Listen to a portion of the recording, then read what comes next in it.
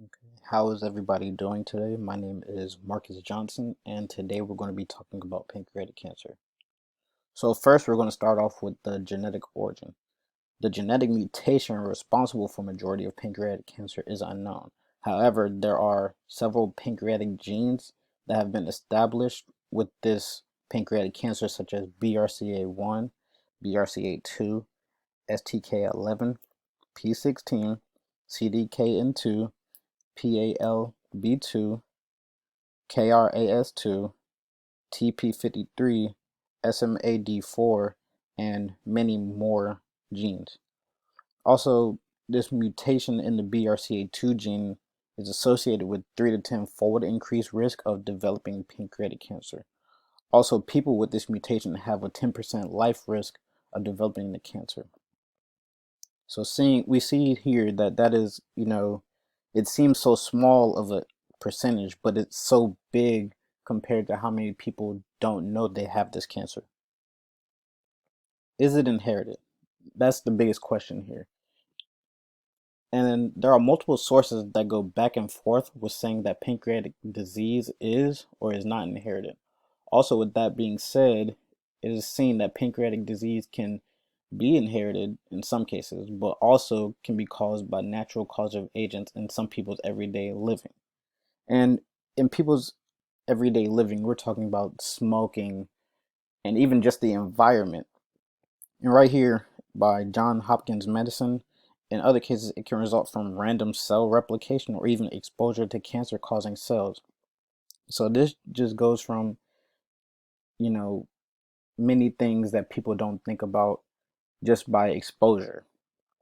And then a family history of pancreatic cancer is also associated with increased risk of suggesting inherited genetic factors. And that plays an important role on the pancreatic cancer, basically.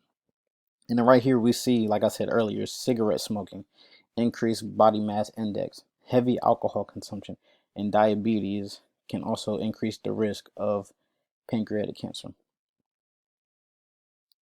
Effects from the mutation.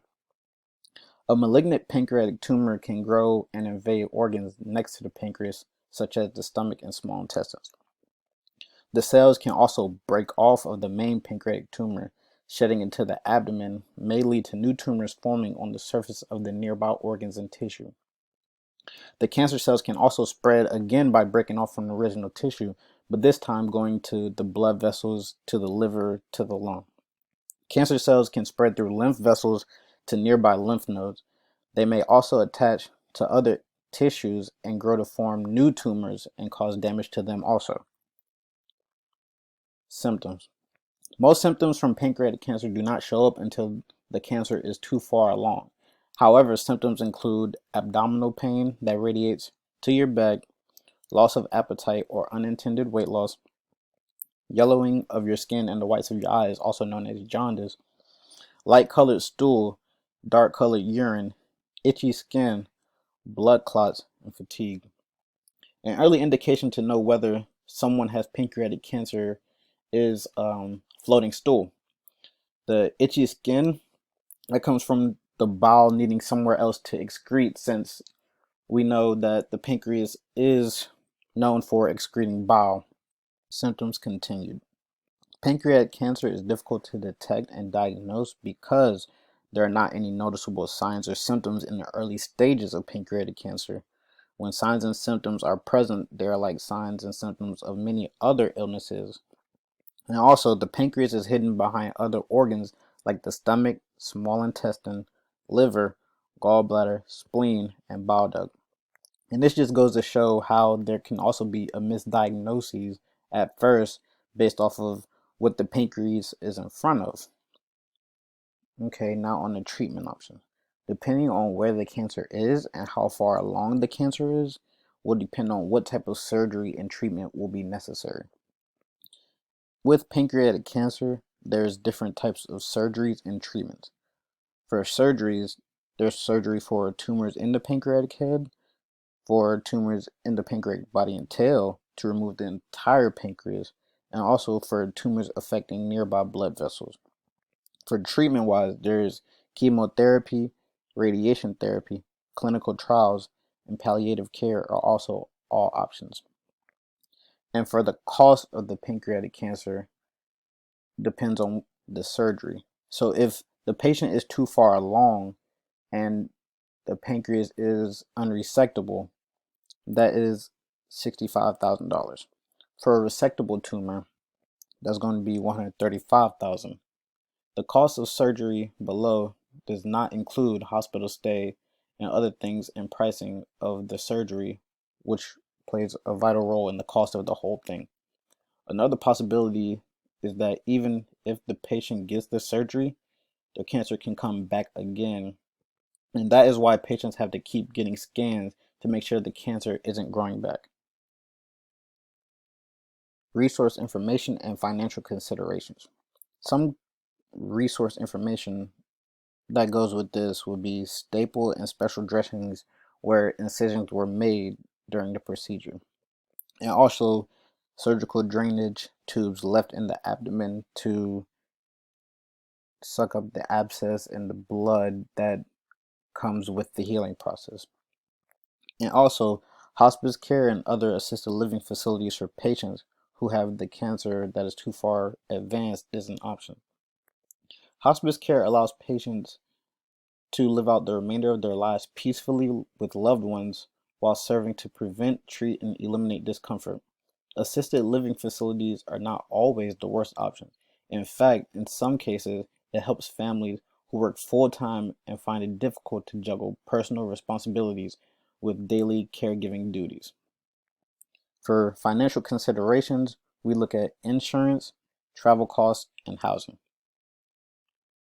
If patients have insurance, more than likely insurance will cover the cost of the surgery. In some cases, patients do not have health insurance.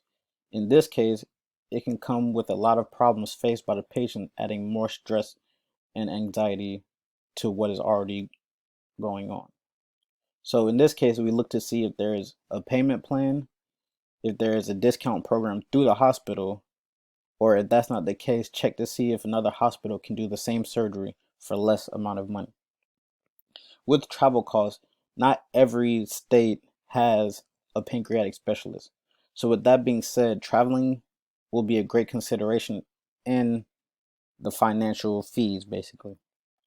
And with housing, that is a financial consideration because you would have to find a place to stay, whether it be a hotel, motel, condo, or an Airbnb, since you would not be able to stay at the hospital. Changes in the home. Patients will become diabetic and will need to manage their blood sugars with insulin. Also, a pill will need to be taken with meals that contain enzyme replacement, since after surgery, the pancreatic enzyme that helps with digestion will no longer be produced. Other than that, if the patient has any complications, this is when the doctor should be notified.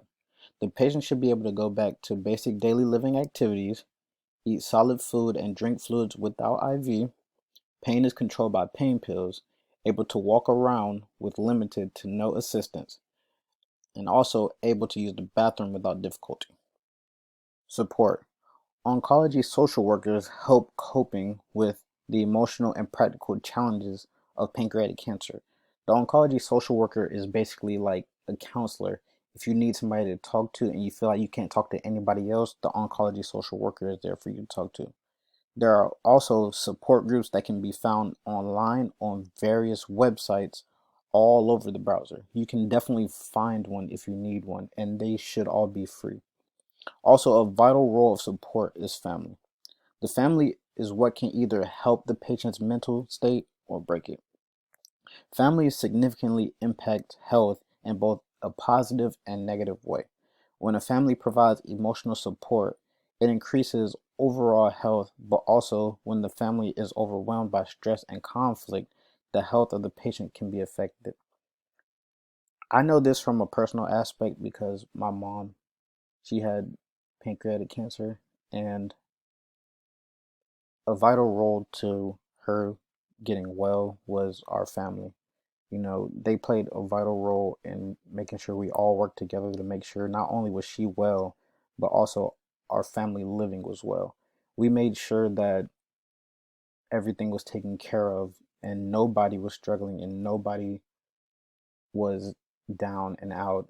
So that made everything a lot better for everyone. It makes everybody happy, and when everybody's happy, then everybody's morale's boosted and everybody's getting better. So I understand this from a personal aspect because it's true. We see it every day. We go to work, and if you're happy after work, then the family's happy. So that's understandable, every aspect. And here are my references.